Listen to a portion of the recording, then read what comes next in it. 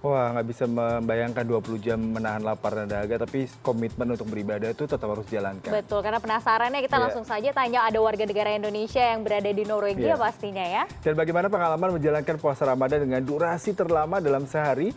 Sudah terhubung dengan Abdillah Suyuti, warga negara Indonesia di Norwegia. Selamat pagi Pak Suyuti atau Mas Suyuti aja deh ya. Betul. Ya, Halo. Halo, Iya. Assalamualaikum. Waalaikumsalam. Bisa mendengar suara kami ya dari studio. Nah ini sudah Ramadan keberapa Mas Suyuti menjalankan ibadah puasa di Norwegia? Ini yang ke-15 insya Allah. Wah, luar biasa ya, 15 berarti. Berarti sudah 15, hampir 15 tahun tinggal di sana ya Mas ya? Mhm. Betul. Nah ini gimana ceritanya bisa sampai berpuasa 20 jam dalam sehari? Ini sebenarnya waktu imsak dan matahari terbenam di sana jam berapa aja sih Mas? Nah, itulah kadang beritanya sudah bombastis kemana-mana begitu ya. Puasa 20 jam, puasa 22 jam. Masya Allah. Syariah insya Allah tidak seberat itu begitu. Karena begini, untuk menghitung waktu puasa itu kan dimulai dari subuh sampai dengan matahari tenggelam, betul? Yep. Nah, subuh itu ditandai dengan fajar sodik. Nah, fajar sodik sendiri kalau secara astronomi adalah ketika posisi matahari 18 derajat di bawah ufuk, di bawah horizon timur. Nah, yang jadi masalah adalah matahari di Norway ini, katakanlah di Oslo, untuk bulan-bulan akhir April seperti ini, itu tidak pernah berada di bawah 18 derajat. Sehingga apa maksudnya? Artinya adalah subuh itu akan terjadi di tengah malam bersamaan dengan Isya. Nah, kalau seperti itu gimana coba ngitungnya? Kalau Isya bersamaan dengan subuh, terus gimana dong? Ya kan? Berarti berapa ya, 3 jam, 4 jam begitu ya? Ini bukan masalah berapa jam atau ininya, tapi masalah bahwa perhitungan atau penentuan waktu sholat dengan cara standar yang biasanya kita pakai katakan di Indonesia itu tidak bisa berlaku di sini. Nah, itulah. Oleh karenanya kemudian para ulama memberikan solusi macam-macam, dan itu juga sesuai dengan hadis Rasulullah SAW ketika analogi ketika Dajjal datang ke bumi nantinya. Sudah pernah dengar soal itu ya? Jadi Dajjal datang 40 hari, satu hari seperti 1 tahun, satu hari seperti 1 bulan, satu hari seperti 1 minggu, dan seterusnya. Kemudian ada para sahabat yang menanyakan, ya Rasulullah, pada saat hari yang begitu panjang, apakah sholat kita cukup 1 kali? Maksudnya cukup 1 set, 5 kali dalam katakan yang 1 tahun tadi. Kata Rasulullah tidak, tapi perkirakanlah, estimasilah. Namun Rasulullah SAW tidak memberikan spesifik cara estimasinya seperti apa. Maka para ulama pun memberikan banyak keterangan. Salah satunya adalah menggunakan, misalkan ada para ulama menyebutkan aqrabul bilad, negeri muslim terdekat, aqrabul ayam, waktu normal terdekat. Dan ada juga yang menyampaikan menggunakan waktu Mekah misalkan. Nah, alhamdulillah kami di sini riset yang panjang ya, dan bahkan belum berakhir sampai sekarang pun masih riset dan juga masih diskusi, meeting dan segala macam. Namun kami yang masyarakat Muslim Indonesia di Norwegia, kita sudah sepakat kita menggunakan kombinasi antara waktu normal standar pada saat periode normal dan menggunakan waktu standar Mekah pada saat ekstrim seperti saat ini bulan April, Mei, Juni, Juli, Agustus itu periode ekstrim kita pakai standar waktu Mekah.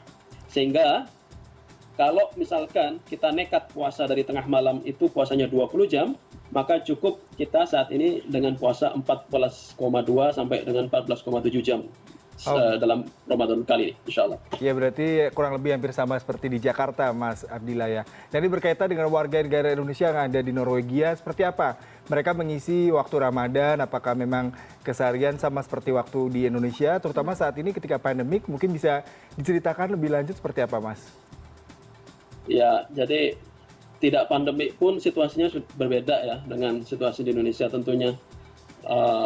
Kita bisa rame-rame ke masjid untuk taraweh dan segala macam. Kalau di sini kan masjid jarang sekali, katakan kita mesti naik bis paling tidak 1 kali bis untuk ke masjid dan segala macam. Tidak semudah itu, dan juga azan kita tidak pernah dengar azan kecuali dari laptop kita, dari HP kita gitu ya. Jadi situasinya sangat berbeda. Nah, ketika lockdown lebih parah lagi. Maka yang kita lakukan bagi Muslim Indonesia di Norwegia, kita punya program ya, program kita sebut kultum menjelang berbuka misalkan. Jadi kita bikin program online gitu pakai YouTube live setiap sebelum berbuka. Kemudian ibu-ibu itu ada program seperti misalkan tilawah bersama, juga online gitu setiap pagi. Dan kita galakkan juga, kita hasung kepada, maksudnya kita anjurkan kepada para warga untuk bisa taraweh di rumah masing-masing gitu ya. Ayah, ibu, anak-anak semua taraweh satu keluarga begitu. Juga ya seperti itulah. Iya. Jadi dan ini sudah berlangsung selama 15 tahun ya Mas Suyuti berada di sana. Nah ini selama 15 tahun, apakah juga sempat berbuka puasa bersama dengan warga lokal? Biasanya menu apa saja sih Mas yang dihidangkan di sana ketika buka puasa mungkin dengan warga lokal di sana? Tergantung dengan siapanya gitu. Kalau kami misalkan, katakan saya pribadi, saya mengenal lebih dari 31 kewarganegaraan atau asal negaranya begitu. Dan kita tergantung berbuka sama siapa, maka menunya ya seperti itu. Maksudnya tergantung dari ciri khas negara masing-masing ya. Betul, betul. Nah, pernah satu saat diundang oleh seorang warga Tunisia misalkan, jadi saya tidak tahu namanya apa ya, yang masakan Timur Tengah begitu. Cuman satu yang saya terkesan adalah ukurannya. Lebih besar atau bagaimana nih porsinya? Nah itu dia. Kalau kita kan nasi itu utama, lauk katakan ayam ya secukupnya gitu ya. Kalau mereka kebalikannya. Jadi satu piring bisa isi ayam semua, nah nasinya dikit. Kayaknya enak hidup di sana kayaknya. Ya Mas Suyuti, ini terkait dengan tips bagaimana menjaga stamina ataupun kesehatan ya. Terutama meskipun tadi puasa tidak sepanjang 20 jam, tapi Norwegia pasti cuacanya lebih dingin daripada Indonesia pastinya. ya. Dan berpengaruh tidak terhadap bagaimana Anda dan rekan-rekan tanah air di sana untuk tetap beribadah tanpa harus mengurangi kesehatan dan juga tetap khusyuk dalam menjalankan Ramadan? Ya, kalau kesehatan, Norway ini punya produk bagus yang namanya minyak ikan trans gitu, yang bagus untuk stamina tubuh dan juga untuk mood sebenarnya, psychological mood. Jadi dan ini mereka ambil dari ikan-ikan di laut Norwegia ya. Itu cukup bagus. Tapi selain itu sebenarnya kalau masalah soal makan itu saya kira sama saja di sini atau di manapun. Misalkan cuma nasi jagung sama ikan asin itu juga bisa survive, tidak masalah sebenarnya. Yang jadi concern sesungguhnya adalah pas musim panas ya. Kalau misalkan bosen di rumah pas lockdown seperti ini, itu warga Norwegia masih boleh untuk jalan-jalan ke pantai dan segala macam gitu ya. Nah itu jadi masalah. Kalau pas lagi keluar begitu, pas musim panas, makan itu nggak masalah. Tapi yang jadi masalah adalah pandangan ke sekitar kita. Kita harus hati-hati. Paham maksudnya ya? Banyak yang berjemur. Nah, sudah pengalaman berarti ya, seperti itulah kira-kira ya. Iya, itu tantangannya ya, selain menahan lapar dan dahaga ya. Tantangannya berbeda. Nah, kalau kita berbicara mengenai puasa dan juga bulan Ramadan, ini kan kalau misalnya masyarakat Indonesia sering pergi ke tarawih begitu malam hari, tapi kan sekarang kalau dari MUI ini mengimbau untuk tidak melakukan tarawih ke masjid. Nah, kalau di Norwegia sendiri ada nggak sih Mas larangan seperti itu? Ya, jadi memang kita juga seluruh tempat ibadah ditutup, mau gereja, sinagog, masjid, semuanya. Jadi itu juga sepakatan ya dari kita semua bahwa dalam rangka supaya COVID-19 ini tidak semakin menyebar dan menurun, dan itu terbukti memang karena masyarakatnya cukup disiplin. Jadi kita patuhi semuanya, lockdown di rumah, kantor, apa semua bisa. Dan pemerintah juga punya andil ya. Mereka menjamin kalau memang situasi ekonomi terpengaruh karena policy itu, ya dibantu oleh pemerintah. Jadi masyarakat ini nurut, nggak ada alasan gitu. Alhamdulillah dengan seperti itu sudah nurun ini. Dan insya Allah mulai minggu depan sudah mulai agak dilonggarkan. Seperti misalkan TK, SD sebagian udah mulai dibuka gitu ya. Jadi kalau untuk urusan masjid, ya kita nggak ada Jumatan, nggak ada sholat 5 waktu di masjid begitu. Tapi ya insya Allah sama lah insya Allah. Nih Mas Yuti, kalau di Jakarta saat ini jam 3:13 waktu Indonesia Barat. Di sana apakah Anda sudah sahur pada jam segini? Karena tadi dikatakan jam 10 malam ya Iya, di sana menunya ya? juga apa nih kalau sahur di sana ya?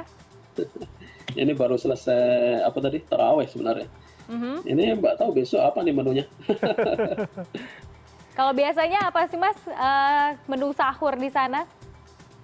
Alhamdulillah karena istri saya orang Indonesia ya.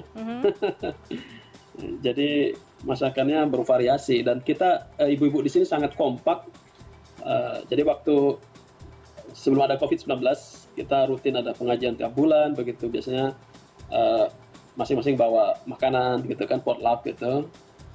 Dan itu saling tukar-menukar informasinya soal makanan itu sendiri. Jadi misalkan kami dari Jawa, ada yang dari Sumatera gitu kan, ada dari tempat lain Bali misalkan, kita saling bertukar menu.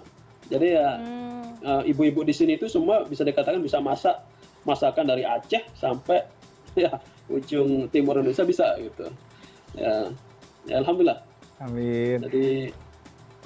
Jadi walaupun beda, Di negeri orang. betul, walaupun jauh, tapi masakan Indonesia itu tetap dekat di sana Iya, ya, betul bahkan sekali. bisa tukar-tukaran dengan tetangga ataupun warga negara Indonesia yang ada di sana.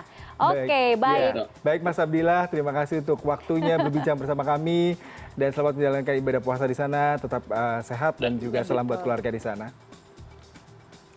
Oke, itu tadi kita sudah dengarkan bersama ya bagaimana warga negara Indonesia yang ada di Norwegia menjalankan puasa di sana dan juga bisa mengikuti aturan yang tidak selama warga lokal di sana ataupun jam-jam sahur yang hanya sedikit begitu ya, Iya, dan karena jam subuh puasanya dan juga sangat waktu banyak.